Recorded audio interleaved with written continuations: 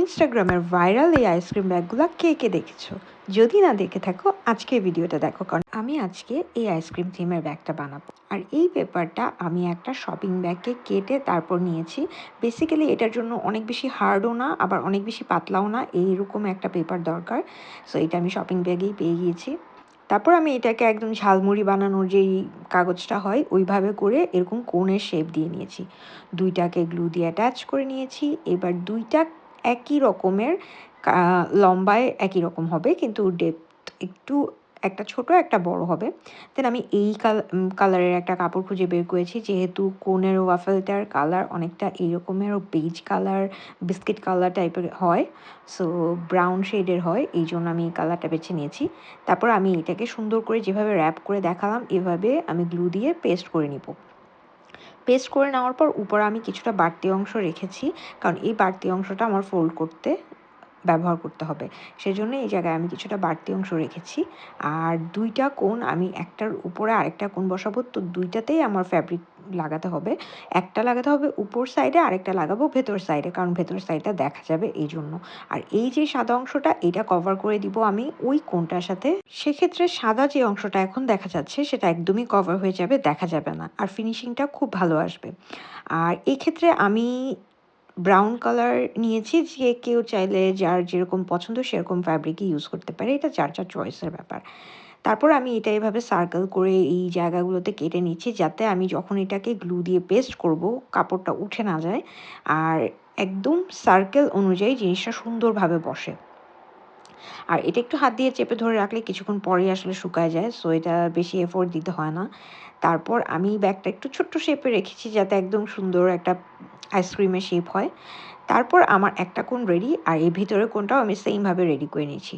কাপড় দিয়ে আমি একটা রিবনের মতো বানিয়েছি, যেটাকে আমি ওই ভিতরের কোণটার সাথে অ্যাটাচ করে দিব। এবার আমি এইভাবে যেভাবে দেখাচ্ছি এইভাবে আমি আসলে পেস্ট করব। সো তার জন্য আমাকে B7000 গ্লুটা আমি আবার নিয়েছি, আর এই দুই সার্কেল অনুযায়ী ভিতরে দিলেও হবে, না দিলেও চলবে, কোনো সমস্যা নেই। এটার উপরে জাস্ট আমি অ্যাটাচ করে দিব। আর তো এইটার আরও অনেক কাজ বাকি, আপাতত জাস্ট আমি বেসটা রেডি করেছি। এবার চলে যাচ্ছি সেকেন্ড পার্টে। আর সেকেন্ড পার্টের জন্য আমার এইরকম দুইটা বেস রেডি করে নিতে হবে। বলে দিই, এই বেসটা কিন্তু আমি রেডি করেছি একটা পেপার দিয়ে, কাগজের যে শপিং ব্যাগগুলো হয় সেগুলো দিয়ে। সো এবার আমি আমার পুরোনো একটা টপ বের করে নিয়ে আসলাম, কারণ হচ্ছে এখানে যেই পার্ল ডিজাইনটা আছে এটা আমি আমার ওই কোণের নিচের অংশে চাচ্ছি।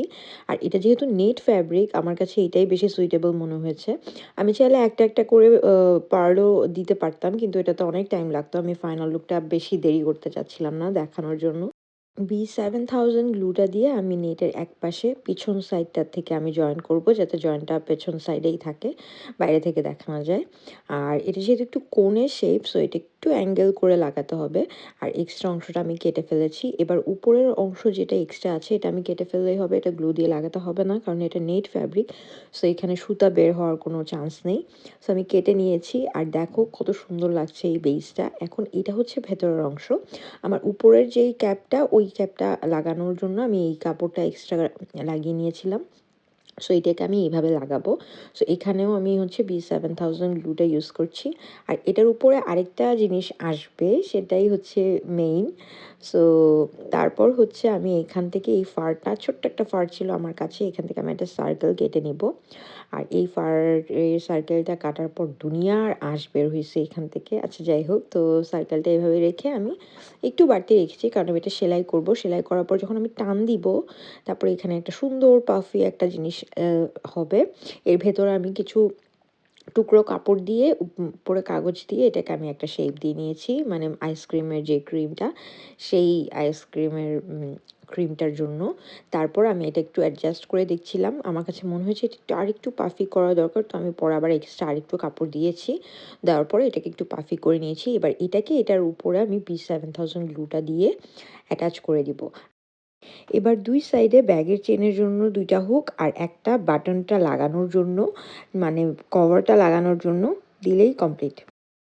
ইনস্টাগ্রামে সেই ভাইরাল আইসক্রিম ব্যাগটা তো রেডি। তোমাদের কাছে কেমন লেগেছে? আর আশেপাশে যে আমি একটুখানি পার্ল দিয়েছি, এটা কিন্তু ওই চকলেট চিপসের মতো করে দিয়েছি, যাতে দেখে চকলেট চিপস মনে হয়। তো তোমাদের কাছে এই আইসক্রিম ব্যাগ কেমন লাগলো আমাকে কমেন্ট করে জানিও।